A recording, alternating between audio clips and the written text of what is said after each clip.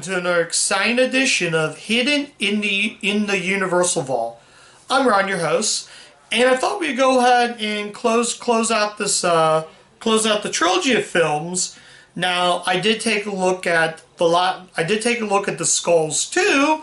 Let's go ahead and finish it out with 2003's The Skulls 3, or Skulls 3, however you want to pronounce it. I'm just going to call it Skulls 3, because calling it the, unless it's the original, that's different. But calling it that is kind of dumb. So we're going to call it Skulls 3. So this one was released in 2003. And this one, now I'll kind of give the rundown of what I think of the previous two. I really enjoyed the first Skulls. I thought it was really good.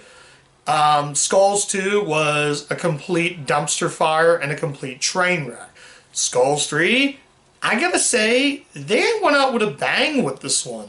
Out of all the Skulls, this is good, if not better, than the first Skulls. Basically, they took what the first Skulls was and improved with this one. Now that I talked about that, let's talk about Skulls 3.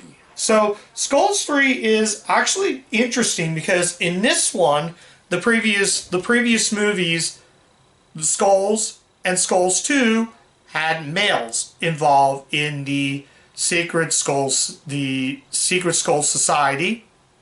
This one actually has a female. So now we get a woman to join in that secret society. And that's what really makes this unique. And I think it makes it a little better and a lot different. So the movie basically focused on, the movie stars Claire Kilmer. Claire Kilmer, she plays Taylor Brooks. She is an undergrad, but she's an undergrad at Yale, but she's also part of the Yale swim team. Yeah, that's also an interesting fact. The first Skulls, it was rowing. The sequel, lacrosse. This time, swimming.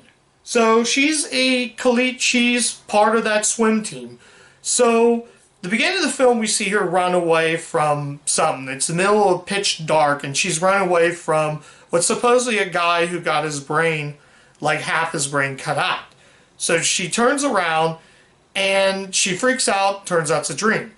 She also has a relationship with her dad, so she decides she wants to join the Skulls because her dad was a member of that. So she has a relationship with her dad. So right off that kind of thing. So then we see her getting ready for meet, and we see her plunge in the pool, and she's swimming like that.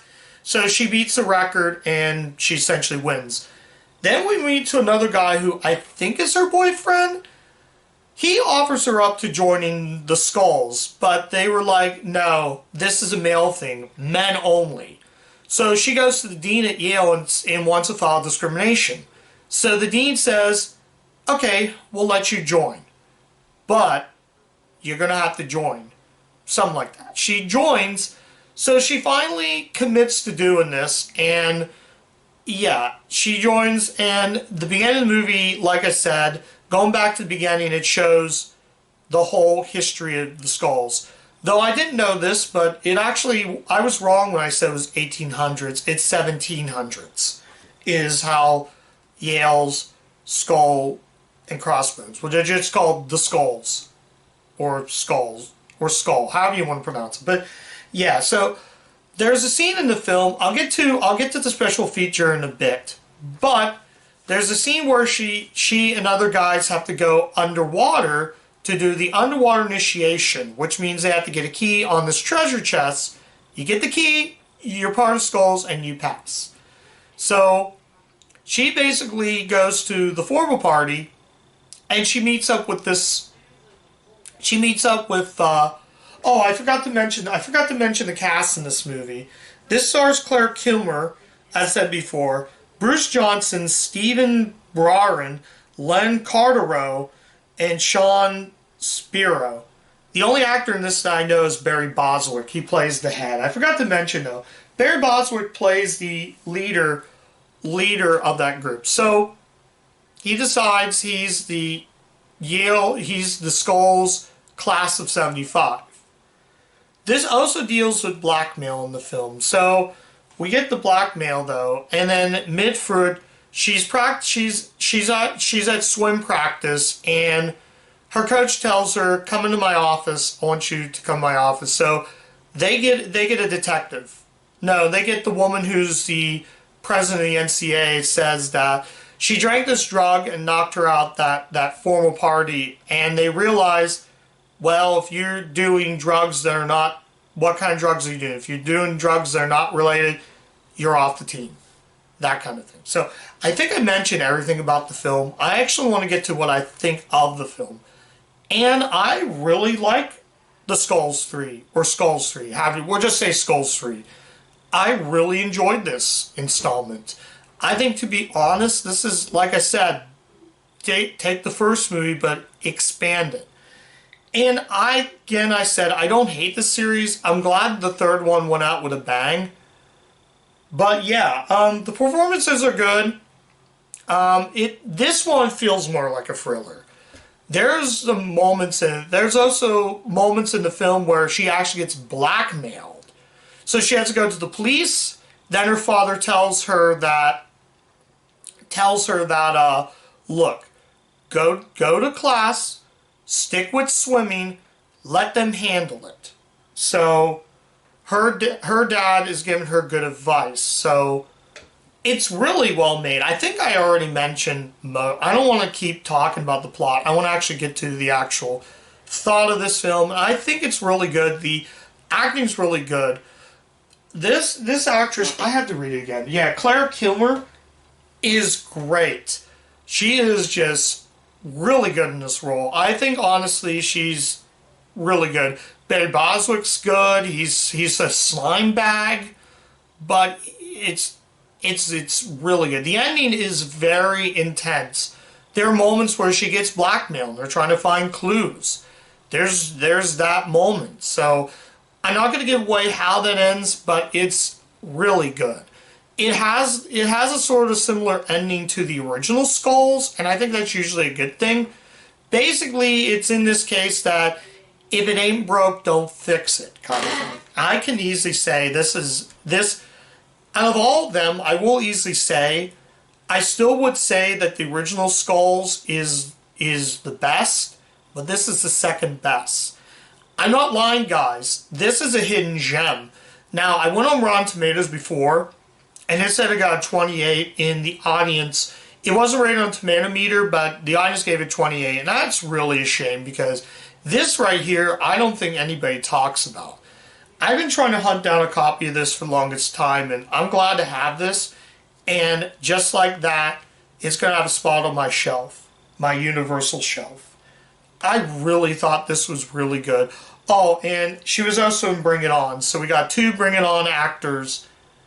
We got a Bring It On actor in Skulls 2. We got a Bring It On actress in this third installment.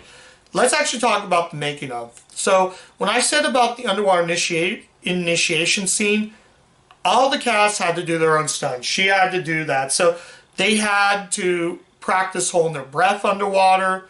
It was more realistic. So they had to hold their breath underwater. Then they had to use a regulator times to get a lot of the underwater shots in it. So that's really cool, though. In fact, the DVD says it right there. There's also a trailer as well. But that's really all I have to say about this. So, is there any negatives? I kind of wish this one hit theaters. Honestly, if this hit theaters, it would have got a highly recommended. But as a film, it's still good. It is a hidden gem, in my opinion, it's a hidden gem. I think it's improvement, like I said, improvement over Skulls 2. And the ending is like really good. I can easily say, yeah. So, again, I wish this played in theaters. Though, I will say this. When I looked at this, I didn't know about this. But if you look on the back of the DVD, yeah, she's actually a swimmer. So, yeah, that's all I can really say about this. So, that's all I'm going to say, though. So, let's actually rate the movie now. So, yeah, that's Skulls 3. I'm going to give the movie a 4 out of 5. if you do see this, I highly recommend seeing this. This is easily going on the best list at the end of the year.